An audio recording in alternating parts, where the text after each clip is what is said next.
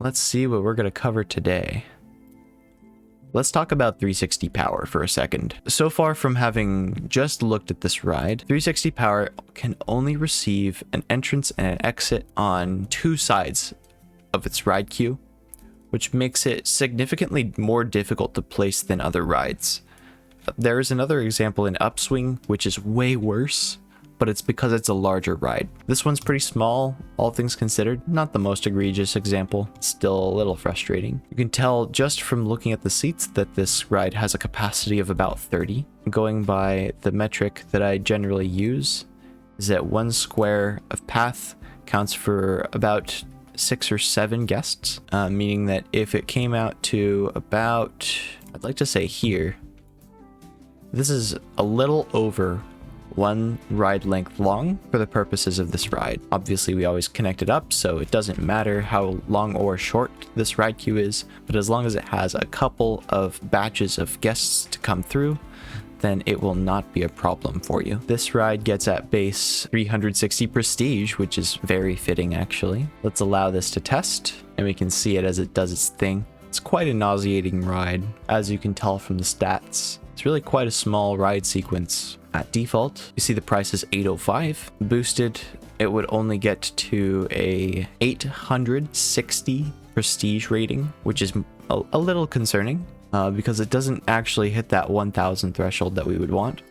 So we can do a little bit of modification. I have my sheet up on the side here. This one's not as easy to eyeball as others. The sequence I just put in here, reverse stall, stall loop twice, 3 times, and then a reverse loop on the final piece. It gets it as much as prestige as I could possibly get. And largely the stats aren't actually changed that much from the original. An above 5 nausea rating from the base blueprint, it's not very nice overall. 467 prestige. And we can see our bargain price has changed to 1728, which is significantly better than before. Having an above 6 nausea rating is really not good. Most guests will not be able to tolerate this and will vomit immediately, which is why you want this ride off of the main path.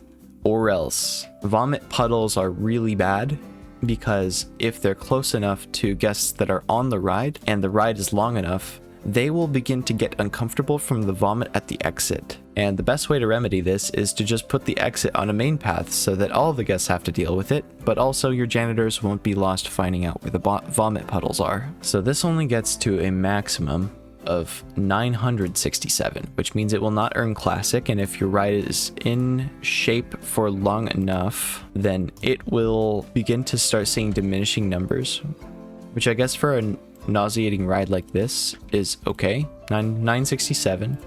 The bargain price shoots up to 3579, which is actually quite high. For the purposes of this ride is one of the best rides to place down as far as getting your money's worth out of it.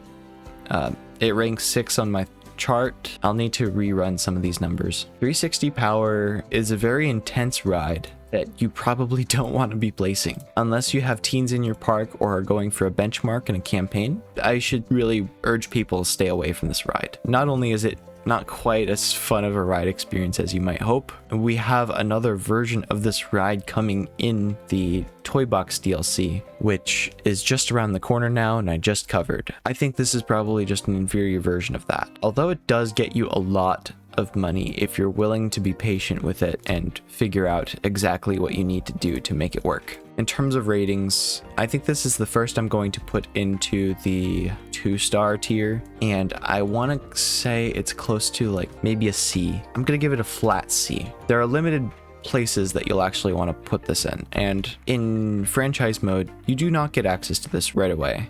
And it's probably for the best. If you happen to research it on the way to something else and you need an intense, nauseating ride in your park, more teenagers to come through and kind of encourage the crowds to be that way, then maybe this is for you.